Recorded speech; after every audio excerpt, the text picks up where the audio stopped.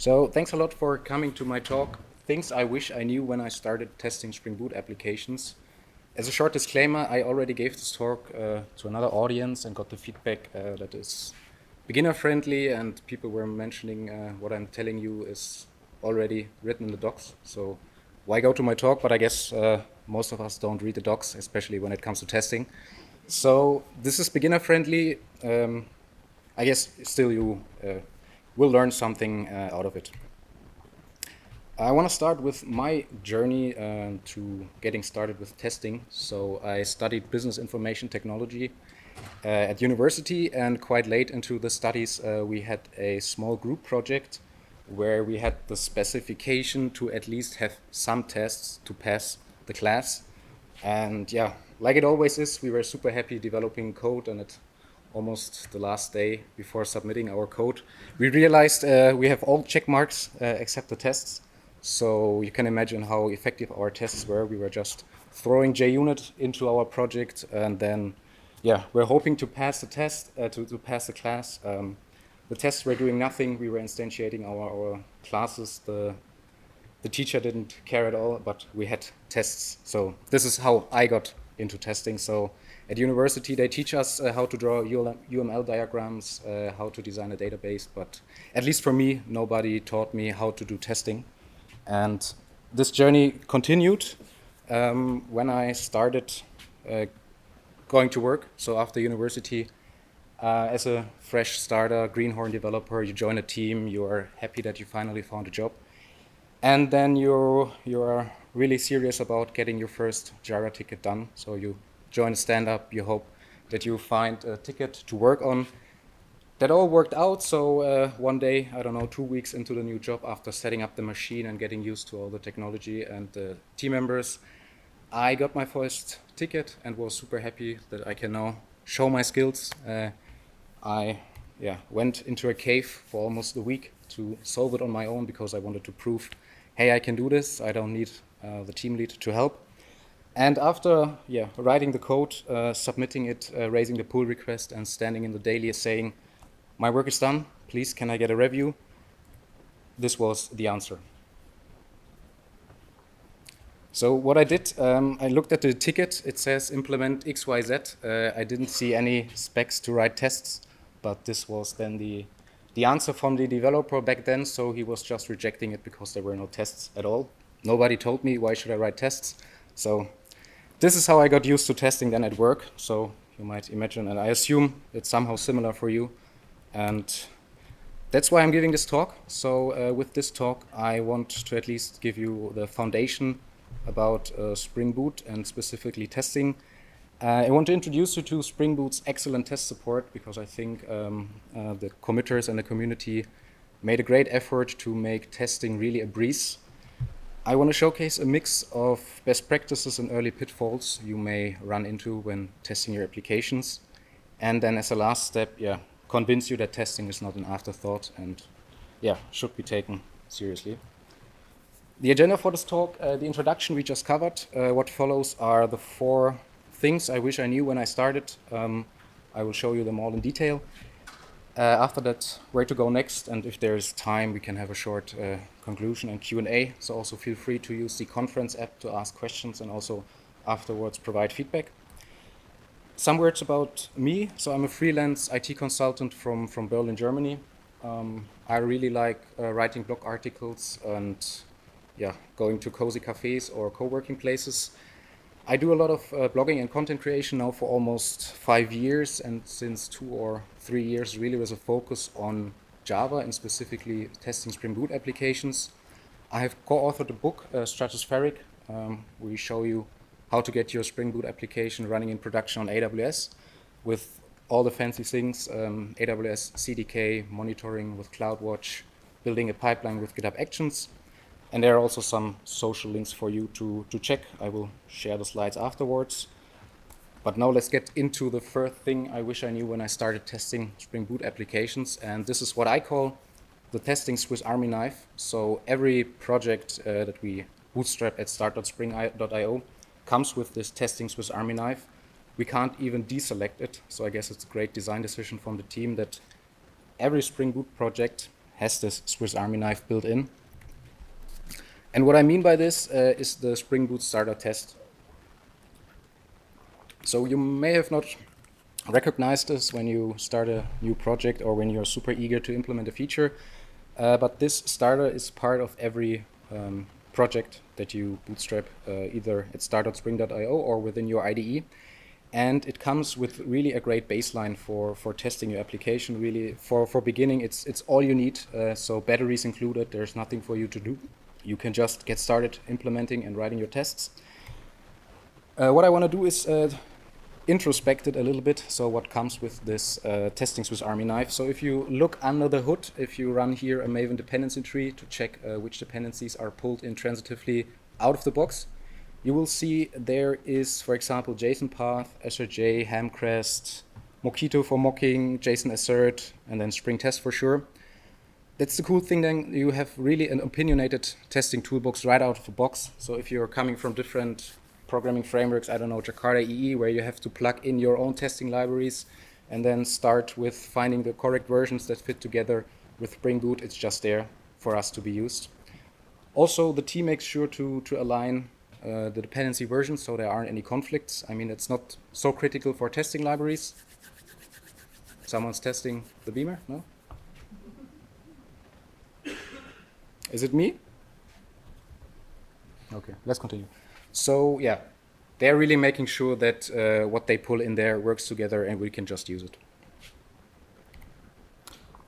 Therefore, let's take a quick look at each of the libraries. I hope most of you are already familiar with their purpose, their usage, and what they help us for. So the first one is, I guess, the most important one is JUnit 5. So it's the core testing framework for Java, I would say.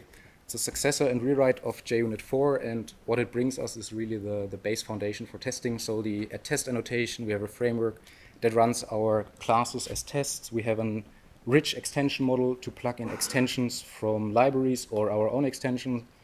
We have dynamic tests. We can parallelize our tests. We have parameterized tests. So there's a lot of stuff going on, and it's really the core foundation of our test setup.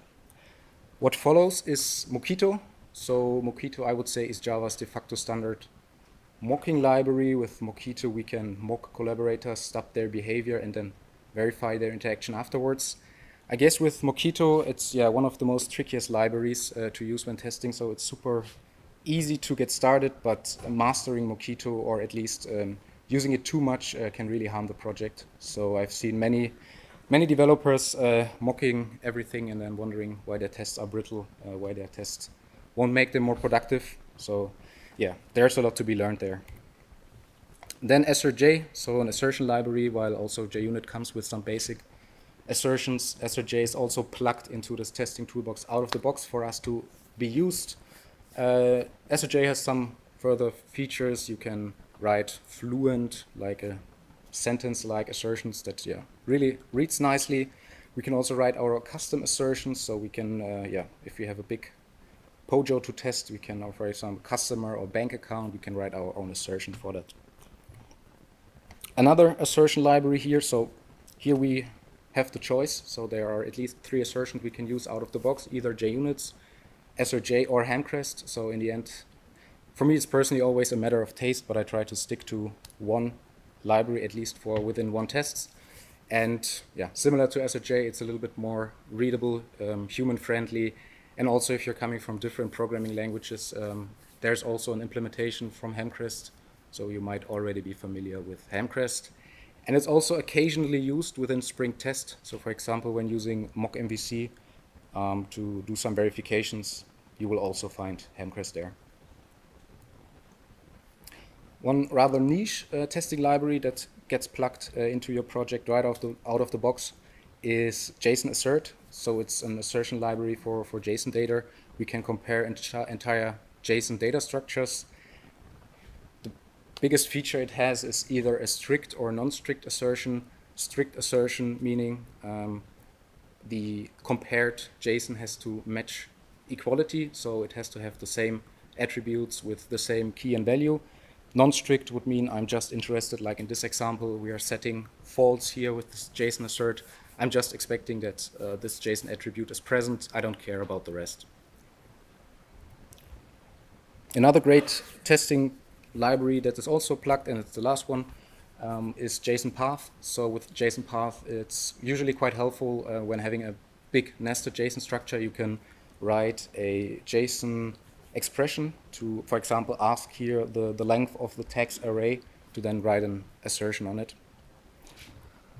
Yeah, so these are the core testing tools that we get out of the box, right to be used from day one.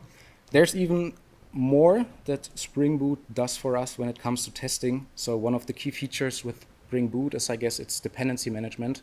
So we as a developer really can get hands-off. We let the framework, the team, decide to pick dependency versions, make sure they are aligned. So for example, apart from what I showed you, there are also further testing libraries, for example, Avatility, Selenium, or the mock web server, where Spring Boot can manage the version for us. So if we're interested in these testing libraries, we can just throw in the dependency declaration without any version, and the Spring Boot parent POM will take care to pick a version for us, making sure it aligns with the rest. We can also upgrade or downgrade. So for example, if we are stuck on a quite old Spring Boot version and using Mokito, I don't know, 2, we can still opt out of this process, and this becomes quite simple. We just have to override a property. So I've seen many teams then including dependency management. That's not needed here. You can just override, upgrade, downgrade the dependency versions like you want, but then it's up to you to make sure it works. But in the testing ecosystem, there's usually not that much of a problem. Great. Moving on to the next. This is a big pitfall I'm seeing quite often when I go to projects and help out developers get better at testing their applications. I call it Spring Boot test isn't always your friend. So speaking of things that get auto-generated for you out of the box, so if you bootstrap a new Spring Boot project and you look into source test Java, you might already see this test, might look quite similar. So the test name already applies context loads. It's a quite empty test. It has one annotation at Spring Boot test, and what it does, as the name applies, it tries to load your application context, make sure your beans can be wired together, your properties can be resolved, and if this works out great, the test passes. The pitfall that now comes, or before going into the pitfall, let's first try to understand what this annotation is used for. So as mentioned, it populates the entire application context. So if this circle is our application context, it tries to populate everything. So our web layer, our service layer, our data layer, or any utility classes we are using. So it's best suited for integration tests. And what also comes then as a con, if we start all beans, we have to also make sure that all the infrastructure components are in place. So I guess every decent microservice at least connects to a database, reads something from a message queue, goes out over the internet to do some REST calls, some synchronous or asynchronous processing. And all of this is needed when using this annotation. So we have to make sure either we mock out the world or make sure that these infrastructure resources are present. Exactly. There are two differences. They are minor, but important to understand. If we use Spring Boot test without the web environment property, it will start the context, but it won't start our Tomcat server if we're using Spring Starter Web. It will use mock MVC, a mock servlet environment that runs in memory, so there is no port occupied. I'm also seeing that quite often developers using it and then wondering, where's my port? Where can I access the application? Without overriding the web environment, you don't get a port. It runs in memory, and you can use mock MVC against it. If you tell Spring, hey, give me a random port, it then starts a little bit more. It starts then also Tomcat, and you get an auto-configured web test client or test REST template to hit the application for your tests, or inject the port that it picks. So if you pick random port, it will run on a random ephemeral port that you can then inject to your test to talk to your application for testing. So the problem I now see quite often, I would phrase it as a Spring Boot test obsession. So developers new to Spring Boot see this annotation, they see it gets auto-populated for their tests, and then they start to use it as a holy grail, as their silver bullet for testing everything. So the name applies at Spring Boot test, so I assume I should use it for all my tests. And you shouldn't. So one example here is if we have, again, a sample application context and we are interested in this service class we want to write a test for to make sure it works. And then we know, oh, we have only Spring Boot tests, so what are we doing? We want to test our service as a unit, we want to mock out its collaborators. So we're using @mockbean to mock out all the collaborating classes that our service is communicating with to test all the if-else. And if we do this for all our tests, we will have a lot of niche mixed application context that gets started for our tests, which slows down our integration test suite or our test suite in general quite a lot, because Spring Test is smart enough to cache an already started test context. So if you're using the same context setup for all your tests, Spring will just start it once, run the test, and shut it down. So depending on the size of your application, I've seen a test setup where the context takes 30 seconds, and if you then apply this to this mixed pattern, use Spring Boot test all over the place, and then mock out all the surrounding beans with mockbean all the time, you will have quite slow feedback loops. So if you're interested in the Spring test context caching, last year I gave a talk also here at Spring.io. It's uploaded on YouTube. You can search for it. So it's quite advanced technique, but if you master this, you will really have fast feedback loops, and I guess that's what we are all up for. Yeah, so this is now an example. If we are using Spring Boot tests all over the place, 2 different test examples on the left, we are interested in this service, so we mock the surroundings. For the other test, we are interested in another service, we mock the surroundings. So, and if we apply this all over the place, it will be a lot of time taken for running our integration tests. Whereas for such things, if you really want to test something in isolation and really don't care about any database or any web layer or any other feature, it could have been a unit test. So stick to the basics, JUnit, Mokito, start or use the constructor to initiate your class under test and then fire the tests against it. No need to start an entire context. So I always like to use the metaphor, if you want to test the doors of your car, you don't need to start the engine, but that's what you're doing here. If you're using @Spring Boot test to test the doors or the light, you don't need to start everything if you want to test the unit.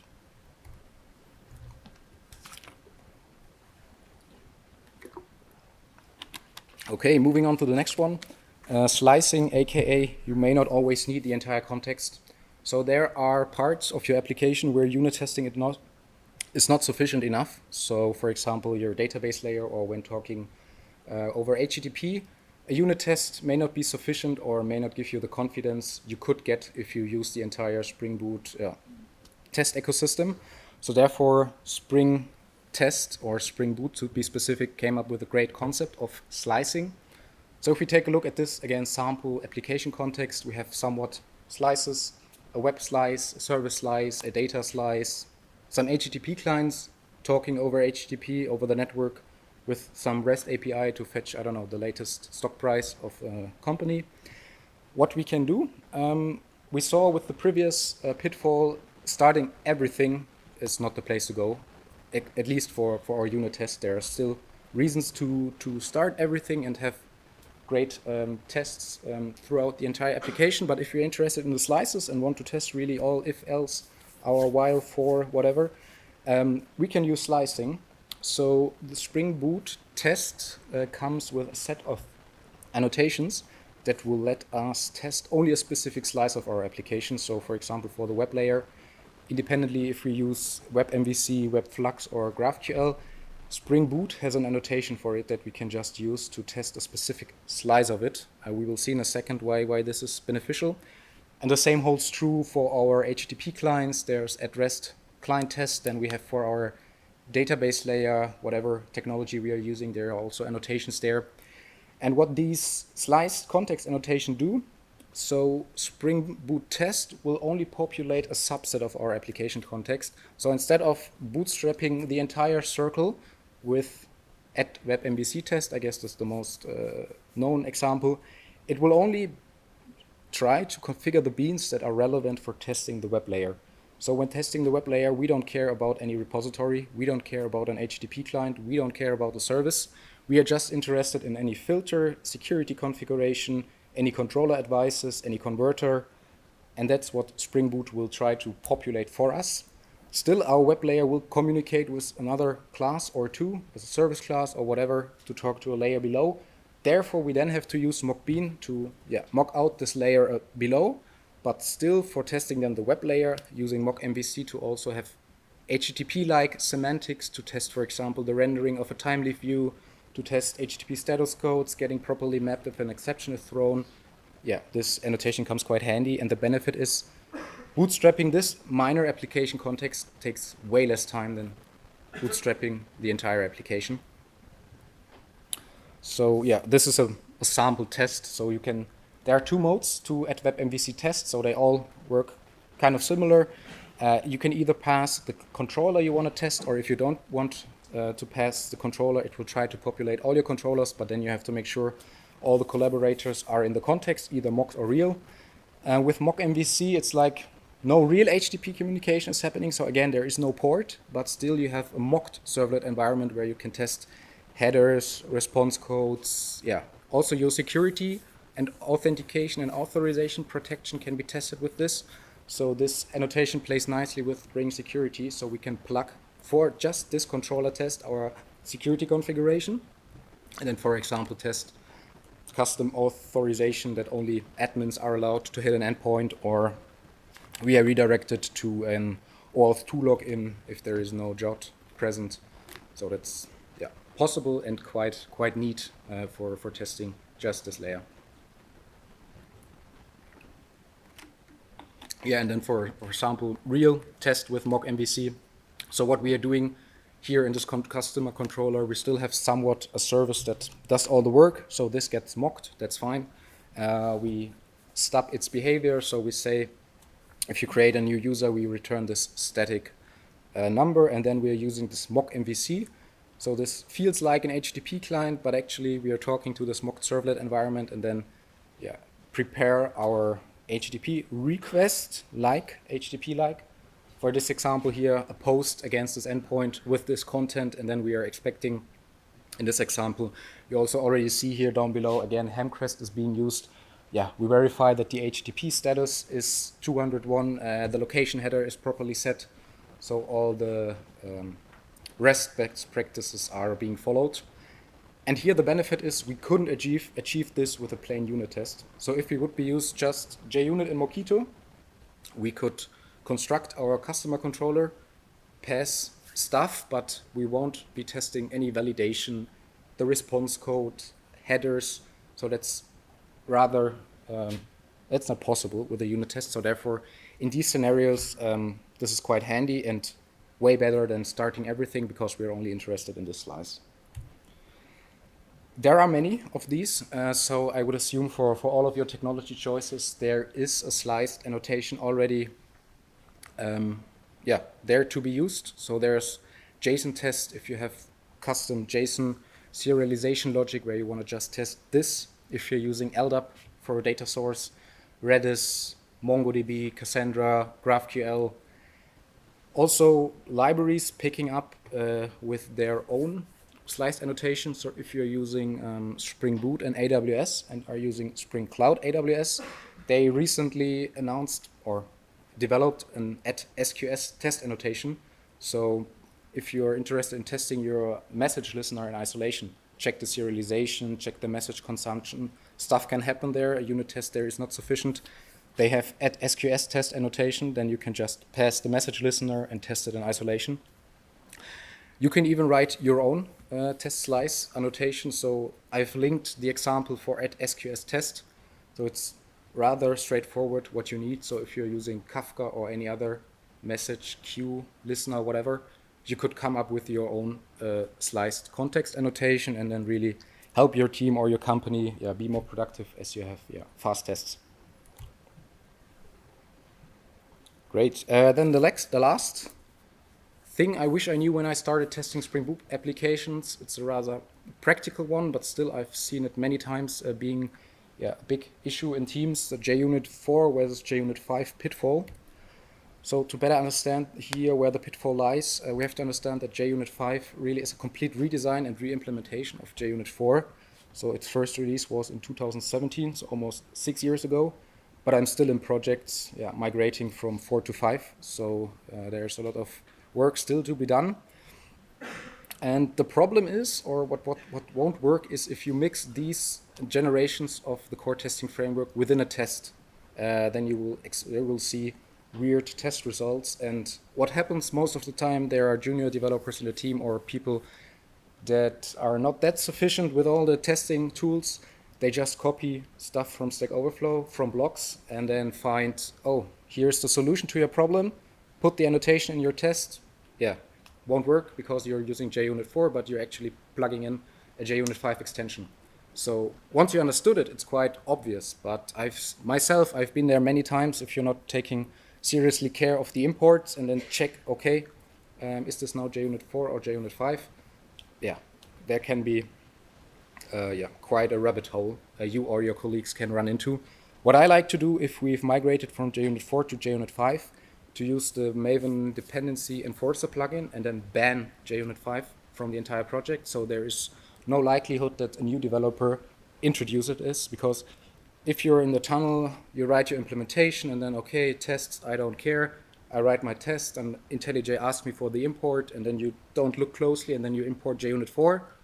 Yeah, I guess 1 hour of life left in this rabbit hole to fix it.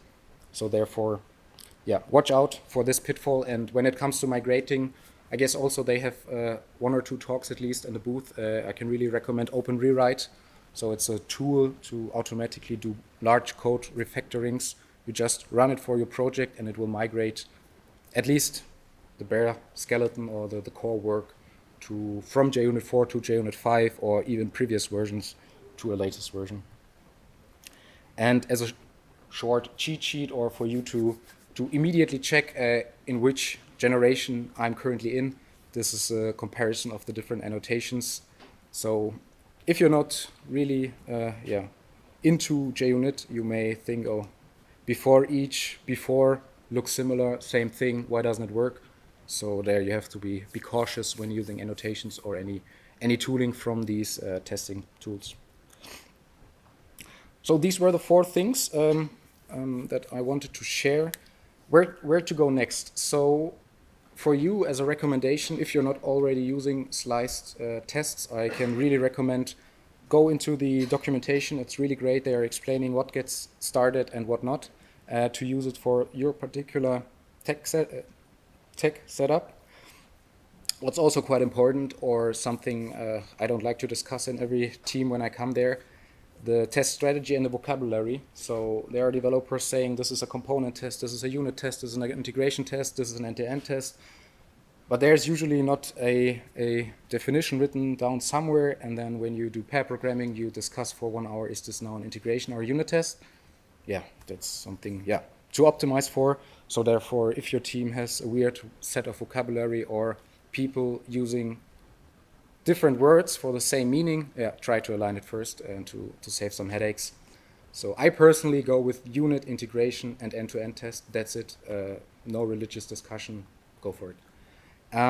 What always helps, especially also when I was new, I thought Spring Boot magic as hell. I don't understand what's going on. Take some time to understand what really happens. So under the box, it's quite smart what Spring Boot does, auto configuration. It also then helps to get better at testing, because then you understand, okay, this context issue, this gets started, this gets not started. So that's quite helpful. And then give test-driven development a try. So I'm not a religious advocate that says TDD or nothing, but I'm doing it whenever I can, and it really helps me become more productive. So the secret lies here really in understanding the tools. So if you're not understanding the testing tools and what you're doing, you have a attitude towards testing, I don't mind. So nobody will do TDD at all. But if you get behind the curtain and see what's in there, how these tools work together, it's really a game changer. But try it on your own. And as always, get familiar with the basics. So don't start right off writing end-to-end tests with Selenium. Start with the basics. Start with JUnit and Mokito. Understand what they are used for, how they work, and what they are doing.